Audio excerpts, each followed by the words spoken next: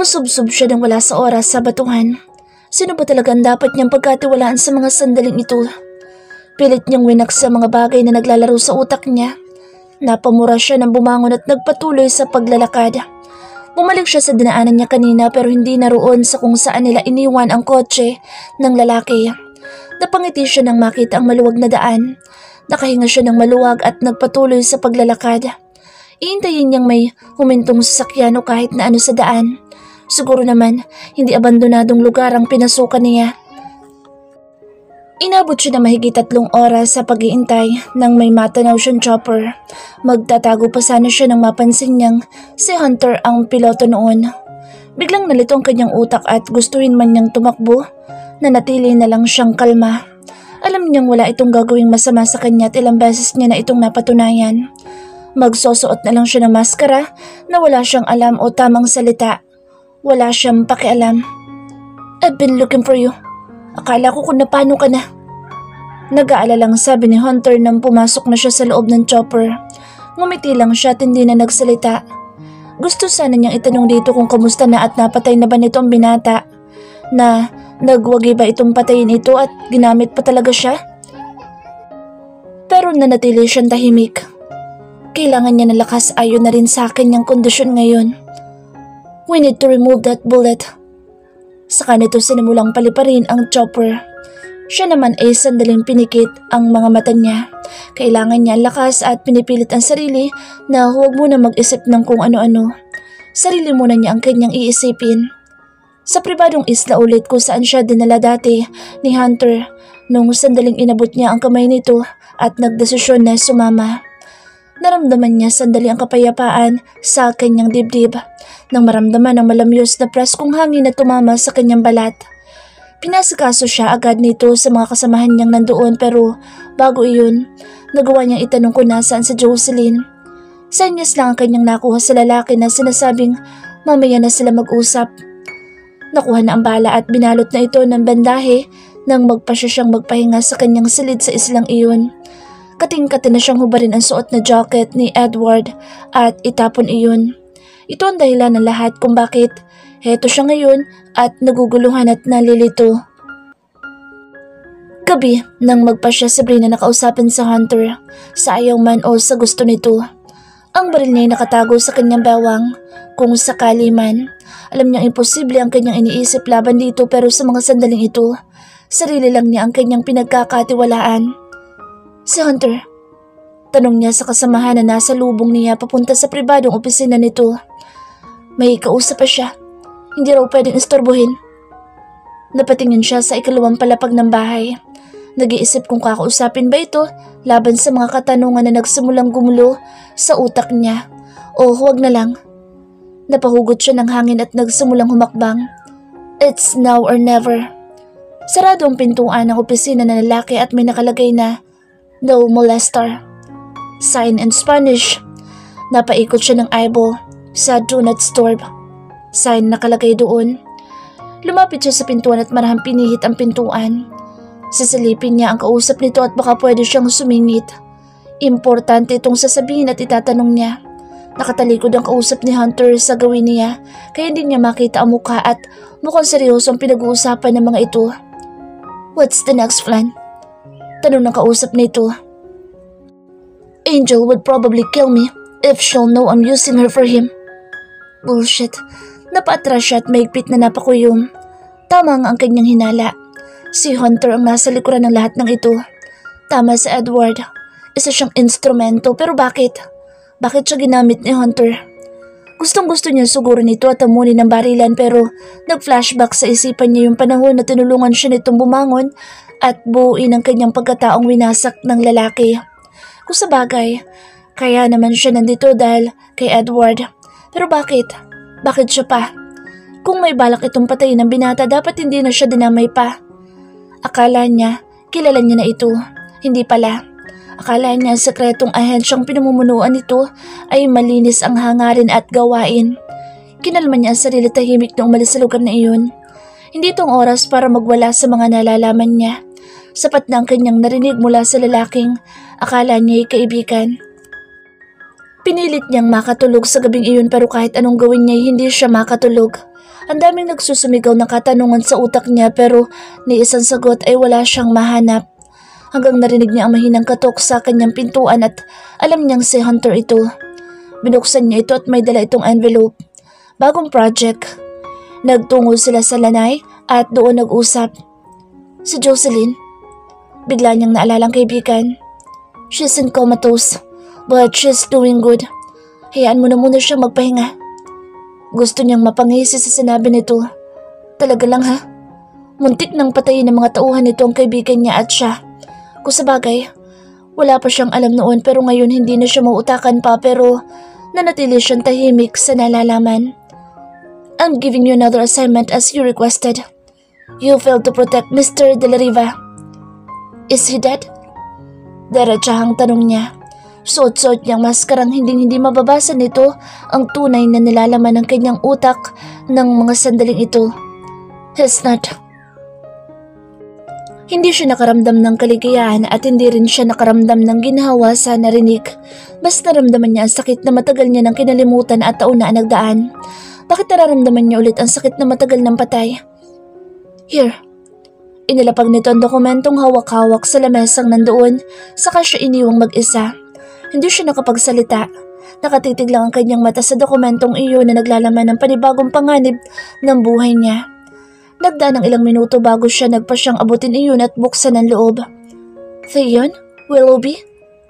Napakunot ang kanyang noo sa nabasang impormasyon at sa larawan na nakapaloob doon. Bakit sa Theon ang next assignment niya? Ano to? Bigla siyang napatayo at nagtungo sa kanyang silid para doon ipagpatuloy ang pagbabasa. Napasabunod siya sa buhok nang mabasa ang laman ng hawak niya. Sasamahan niya ito papuntang Mississippi for business motor. As usual, private bodyguard. Ayaw nito sa halatang bodyguards daw.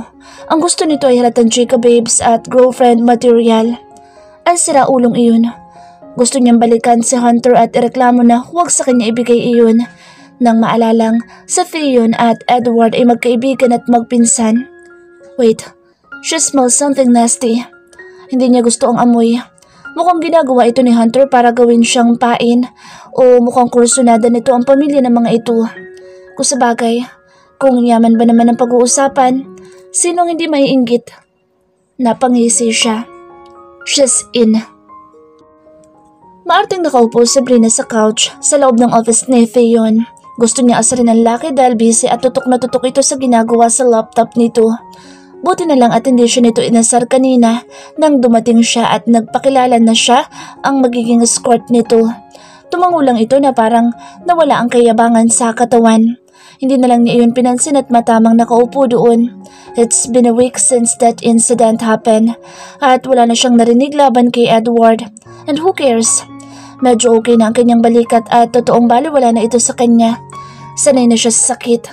Manhid na yata siya at nakakatakot ang bagay na iyon. The hell! Pag may nangyaring masama sa pasyenteng iyan, kigilitan ko kayo na laig isa-isa. Galit na sigaw nito at pinukpok ang lamesang gawa sa mamahalin at matibay na kahoy. Nang sagutin nito ang cellphone, nagsitalpukan ng mga gamit na nandoon sa lakas ng impact. Napakunod siya ng noo. Masyado yatang mainit ang ulo ng taong ito at parang gusto niyang pakalmahin sa pamamagitan ng pagsaboy ng mainit na tubig para mas lalong uminit ang ulo. I know. Take good care of Jocelyn. I want her to wake up from comatose. I don't care how long it will take, but makes the impossible to possible. You hear me, idiots? At pinatayan nito ng tawag ang kabilang linya. Binatulang nito ang cellphone sa dingding at durog na bumagsak iyon. Jocelyn? Comatose? Bigla siyang nakaramdam ng kaba sa narinig. Ang pasyente bang sinasabi nito at ang kaibigan niyang si Josie ay iisa? Shit. Napaayos siya sa pagkakaupo at napatayo. Ilang segundo ang nagdaan. Diretso niyang tinungo ang pwesto ni Theo na walang takot at pasalampak na binagsak ang dalawang palad sa mesa. Her eyes are burning of anger and confusion. Sana naman ibang babae ang sinasabi nito. Do you have a photo of that woman? Agarang tanong niya. Who? Jocelyn. Napatanga ito sa kanyang sinabi at tila hindi nahandaan ang kanyang pagtatanong. Dumaan ang ilang sandali at may pinakita ito sa kanya sa laptop nito nang iharap sa kanya. Merde. Ang kaibigan niya. Nasa kama, walang malay at maraming nakakabit sa katawan nito. Kinalma niya ang sarili. Umakting siyang hindi niya kilala ang babae. Kailangan niya iyong gawin para sa ikabubuti niya at ng kanyang kaibigan. You know her. Hindi pa tanong ang pagkakasabi ni Theon. Mataman itong nakatitig sa kanya. Mabilis siya nagkibit ng balikat at bumalik sa kanyang upuan. I thought it's my friend, when it's not. Curse you to hell, Hunter. Sabi mo sa akin nasa okay na kalagayan si Josie at akala ko pa naman nasa sayo siya. Kung sa bagay, mas okay na rin na kay Theon siya dahil alam ko mga pain lang kami na ginawa mo. Maarte siyang umupo ulit at pinaglalaruan ang kanyang baril. Kanino niya kaya ito magagamit? Let me ask you. Panimula nito. Kalbado ng itsura ng binata at matamang tiningnan siya. Shoot! Umarte siya nag-shoot ng bola sa isang tabi. I know you're escorting my cousin, Edward, for weeks. And? Nagtaas siya ng kilay nang tumingin siya dito. Do you have any idea where he is? Napaayos siya ng upo. Anong ibig sabihin nito? Wala sa Edward? Nope. Kampantang sagot niya at pinaglalaruan ulit ang baril sa kanyang kamay. Kung sakaling nagtatago nga ito, tamang magtago muna ito. Huwag mo na itong lumitaw dahil susulbahin niya ang problema niya kay Hunter. Do you know who's Brina? Napatigil siya sa paglalaro ng baril sa kanyang kamay at diretsyong napatingin dito. Nakikita niyang binabasa siya ni Theon kaya napilitan siyang magsuot ng emosyong hindi siya mahalata. Ngumiti siya na hindi abot sa mata. Don't worry. If I'll have a chance to know her, I'll tell you. Anyway, who is she? Tanatigan din niya ito pabalik. Nagtitigan sila hanggang sa kung sino ang unang susuko. Forget it. Saka ito tumayo at lumabas. Naiwan siyang nakaupo doon at wala siyang planong sundan ng binata. Ang usapan, escort lang, hindi yaya. Maya-maya lang ay may pumasok na panauhin. Mabilis siyang napatingin kung sino iyon. Isang magandang babae na nakasuot lang ng simpleng malaking t-shirt at loose jeans. May malaking eyeglass at naka-ponytail ang mahaba at kulot ang buhok. Nerd itong tingnan pero nakikita niyang maganda ang babae na nasa kanyang harapan ngayon. Hi, nandito pa si Theon? Naiyang sabi nito. Wala kasang sekretary niya sa labas kaya dumiretso lang ako sa pagpasok. Ngumiti siya. Wala siyang planong takutin ang inosenteng mukha nito. Kalalabas pa lang. At sa nakikita niya malinis ang intensyon nito. Hindi kaya kapatid ito ng lalaki? Sige, mauna na ako. Pasabi na lang na dumaan ako. Ako nga pala si Amara. Sige, paalam. Pipigilan pa sana niya ito pero nakalabas na ito at nawala sa paningin niya. Nagkabit siya ng balikat. Weird. Hating gabi at nasa private plane na sila ng pag-aari ng Willoughby. Hindi man ay nakaramdam na ng excitement si Brina habang nakaupo sa mamahalin at marangyang upuan na nandoon. Nakakaamoy siya ng panganib at gustong-gusto niya iyon. Pero this time, siya na ang masusunod at wala nang didikta pa sa kanya. Aabuti na mahigit 16 hours ang kanilang biyahe. Pero sanay na siya sa mahabang biyahe kaya wala siyang pakialam. Ang kanya ay matapos na ito at gusto na rin niyang makita ang pamilyang nasa probinsya. How is she? Naka-headset siya pero walang music na nakaplay kaya rinig niya ang malaking boses ni Theo na nasa unahan. Is she responding? I need all of you to do everything for her. Monitor her heartbeat every hour. While I'm gone, make sure to keep her safe and protected. Double the security. Bye. Bagya siyang napangiti sa narinig. Hindi niya alam kung ano ang katayuan ni Josie sa buhay ni Theon pero base sa nakikita at naririnig niya mula sa lalaki, mukhang may nakaraan ng mga ito na hindi sinasabi sa kanya ng babae. Base sa pag-aalala ng binata, importante ang dalaga sa buhay nito and that makes her smile bitterly. Pero bago pa siya kainin ng kanyang sistema, ay nag-sound trip na siya at ipinikit ang mga mata. Mahaba at nakakapagod ang biyahe pero wala siyang magawa kundi enjoyin ang biyaheng iyon. Kahit sobrang bagot na bagot siya dahil napapanis na yata ang kanyang laway. Mabuti na lang at maraming pagkain kaya ang nagawa na lamang niya ay kainin lang ng kainin na parang walang bukas. Masarap lang kumain kapag wala ka ng magawa sa buhay. Napangisi siya sa isiping iyon. Miss Trent, tawag ni Theon sa kanya. Saka lang niya napansin na nasa kabilang side ito at nakatingin sa kanya na panay kain ng chocolate cake na sinerve sa kanya ng private attendant kamakailan lang. Isang bilog iyon at hindi halatang dito niya ibinunto ng kanyang pagkabagot at isipin pa ang dami niyang iniisip. Yeah? Nagtaas siya ng kilay. Looks like you're killing yourself with foods. Nakangising saan nito. Nag-ikot siya ng eyeball. Really? Kailan ako mamatay ang pagkain maliban kung wala itong lason? Funny. Nagseryoso naman ito agad. After done eating that cake, follow me at my room. We have something to talk. Room? Manigas ito. Kung mag-uusap sila, sa labas lang. Nabubuisit siya sa salitang room na iyan. Inabot din siya na mahigit 1 oras sa kakakain ng mga pagkain na nandoon at sa sobrang busog, nagpasa siyang matulog. 5 oras na lang at nasa Mississippi na sila, kaya kailangan niya matulog para may lakas siya. Mamaya, kung sakaling makikipagbakbakan agad siya. Wala namang masamang nangyari nang dumating sila. Diretso agad sila sa business meeting nito na 3 Russian sa isang sikat at isa sa mamahaling restaurant. Really? Gusto niyang mapamura pero dahil trabaho niya ay escort, wala siyang reklamo. Sinigurado niyang hindi makakaapekto ang jet lag sa kanyang kagandahan. Nakasuot siya ng black evening dress. Labas ang kanyang cleavage at likod pero tamang-tama na matatakpan ng tama ng baril na nakuha niya nung nakaraang linggo. Isali pa mahabang slit ng kanyang damit. Ang buhok niya ay mabilisan niyang ginawang messy bun at naglagay siya ng mysterious look makeup. Ayaw naman niyang magmukhang tsimay kasama ang lalaki. Napaubo pa sa Theo nang lumabas siya sa eroplanong naka-ready na at nakasuot ng stilettos. Ilang segundo rin bago nito nakuha ang mata mula sa pagkakatitig sa kanya kaya isang nakamamatay na irap ang ibinigay niya rito. Nakahawak siya sa siko ni Theon na kung titingnan na isa siyang girlfriend nito. Kailangan niyang umarteng parang nobya nito. Ayon na rin kay Hunter.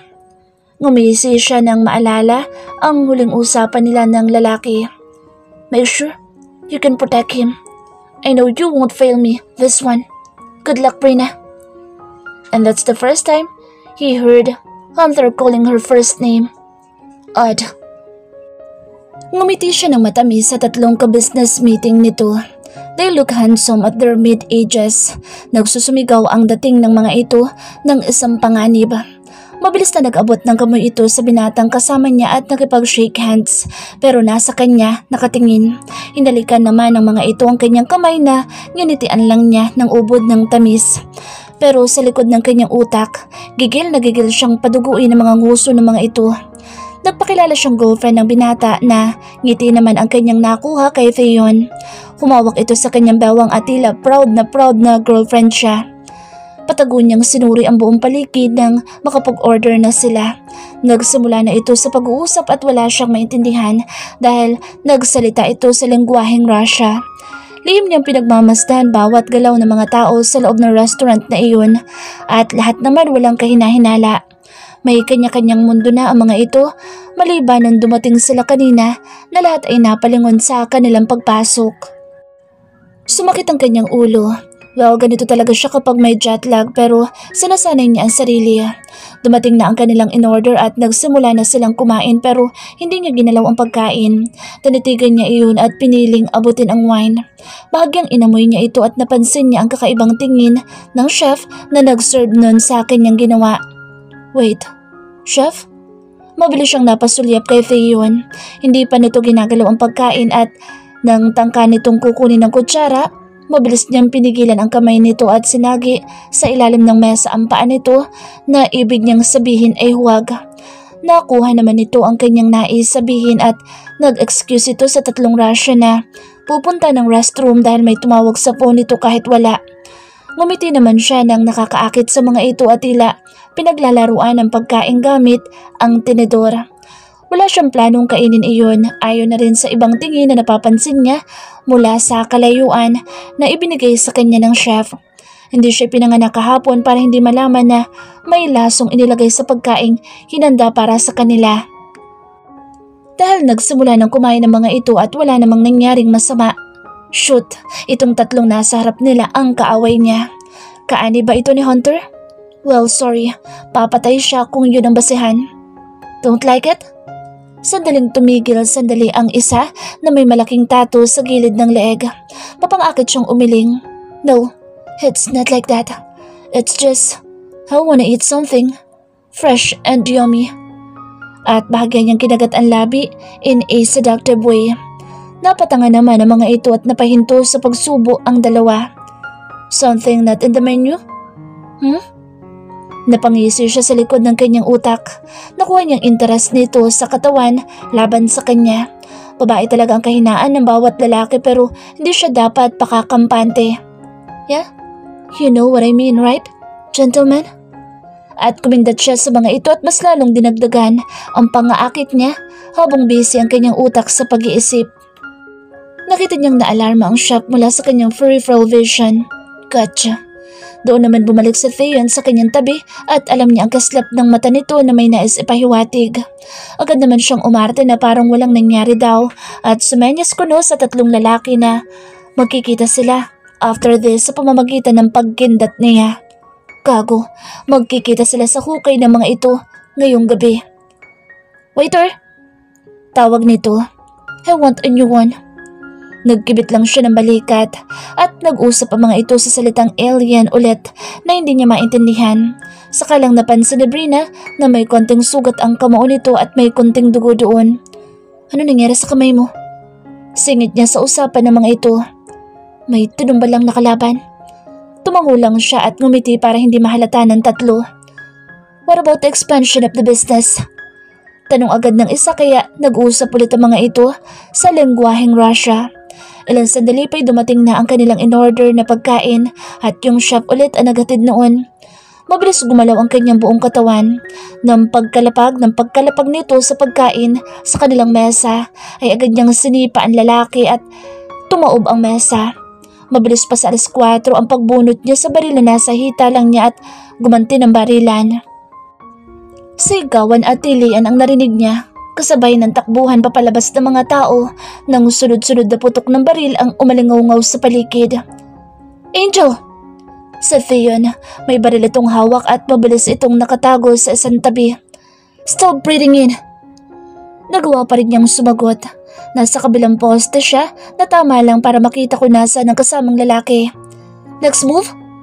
Listen, we need to get you out of here as soon as possible. I'll cover you, don't worry. Bullshit, what do you think of me? I can handle myself, Angel. The reason why I hardly brought you with me is not to die for me. My cousin would probably kill me in a snap. Hindi siya sumagot. Nakipagbarilan siya. Ang sinasabi nitong tatlong investor ay may hawak ng baril laban sa kanila. Kung hindi pa niya nakuhang sipain ang pagbunot ng dalawa sa baril ng mga ito, baka nadali nito sa Theon. Nakuha pang sipain ng binata ang isa sa mabilis na nagpagulong-gulong at nagtago. Clear, dalawang kamay ni Brina ang may hawak ngayon ng baril at pareho silang nagtataguan ng kaaway. Laki yata ng galit ni Hunter ah. Gusto niyang matawa. Ayon sa report na hawak niya, 3 business meeting at business deal ang gagawin nila rito sa Mississippi. Ayaw kumuha ng squirt ni Theon ayon kay Hunter. But his father insisted so here she is, risking her life again for someone. Well, this is her now. Fearless. Sumanya sa kanya sa Theon at ganun din siya. Kung ganito masakit ang kanyang ulo, mababa lang ang kanyang pasensya at mahilig siyang sumuot, lalo sa panganib. Pinagbabaril ng mga ito ang pwesto niya at nag-iisip siya kung paano wakasan ang gabing iyon. 1, 2, 3. Lumabas siya sa pinagtataguan at gumulong at walang takot na hinarap sa pagbabarilan ang mga ito. Una niyang inasentado ang lalaking 5 dipan layo sa kanya. Ganon din ang binata.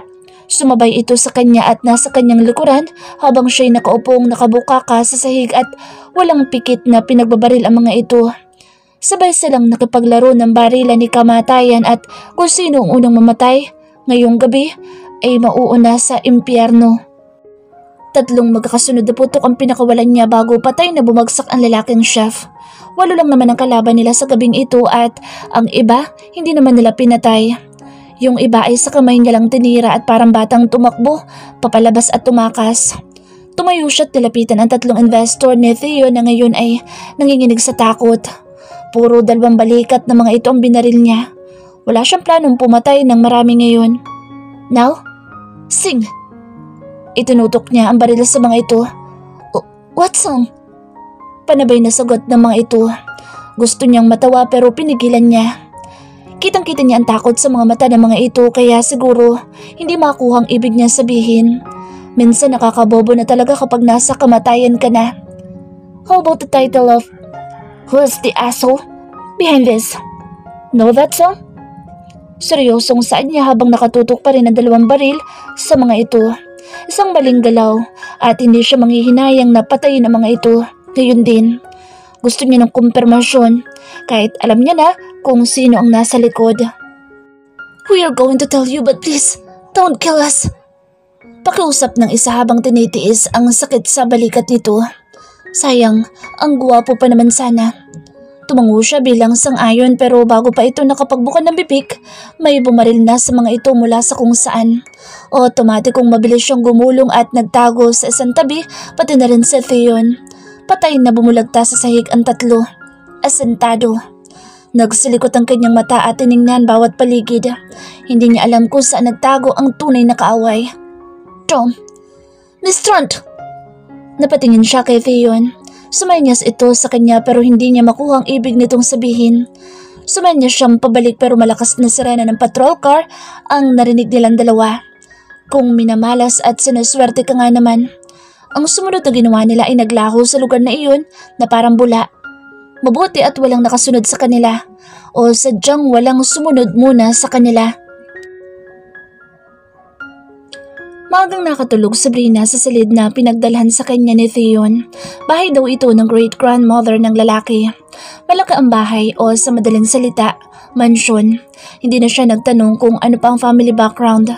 Ang mahalaga sa kanya ay ang kamang matutulugan sa sobrang pagod. Nagising na lang siya kinaumagahan na okay na ang pakiramdam. Hindi nga niya nagawang magpalit ng damit o magtanggal man lang ng makeup at sapatos. Diretso siya sa banyo at naligo. Nandoon na rin sa loob ng silid ang maleta niyang kasya sa buong linggo na susuotin. Nagpalit siya ng simpleng shirt at jeans. Tinalian ng buhok kahit basa pa iyon, saka siya lumabas. How is she doing? Ito agad ang nabugaran niyang senaryo kay Theo na nasa malaki at maluwag na sala, karap ang cellphone. Lakad ito ng lakad at hindi yata mapakali ang itlog nito. Nag-ikot siya ng mata. Masyado yatang mabigat iyon kaya walang kapaguran ang lalaking ito. Sabitan niya kaya ito ng award. Pagkain. Bungad niya rito. Wala siya sa mood para mag-good morning at hindi naman niya gawain ang bagay na iyon. Sumenyas lang ito na may kausap pa sa cellphone at itinuro sa kanya ang daan patungong kusina. Nagkibit lang siya ng balikat at tahimik na nagtungo roon. Mukhang mapaparami ang kain niya nito ah. Tahimik lang na pinagmamasta ni Edward mula sa malayo ang puntod na binibisita niya tuwing huling linggo ng buwan. Hindi niya magawang lapitan ang puntod na iyon at wala siyang lakas na lapitan kahit isang dipa lang nito at basahin man lang ang pangalan na nakasulat sa tombstone. Lagi niyang pinapaabot sa caretaker ng private cemetery na iyon ang basket of flowers na lagi niyang dala at ito ang naglalagay. Matapos ng 20 minutes, tumalikod na siya. Suot ang kanyang gray hoodie jacket at bumalik sa sasakyan. Wala siyang maramdaman kundi kahungkagan.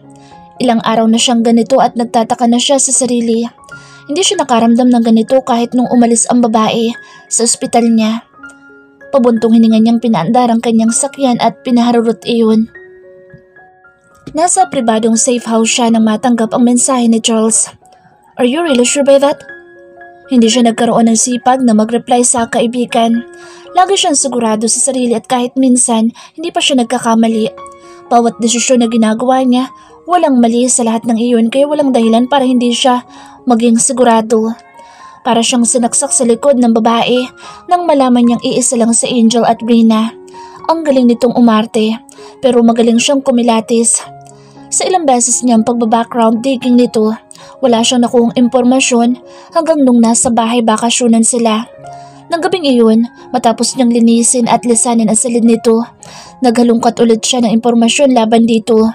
Naguguluhan ang utak niya sa mga oras na iyon, lalo na nung makita niya ang muntimpulang balat nito sa tagiliran. Ilang beses nang may nangyari sa kanila ng babae dati at tandang-tanda niya bawat kurba nito sa katawan at palatandaan. Posibleng kapatid ito ng babae o kambal pero nung buksan niya ang kanyang laptop, may nagsend sa kanya na isang pribadong file at naglalaman ng buong detalye laban sa babaeng naging kasakasama niya.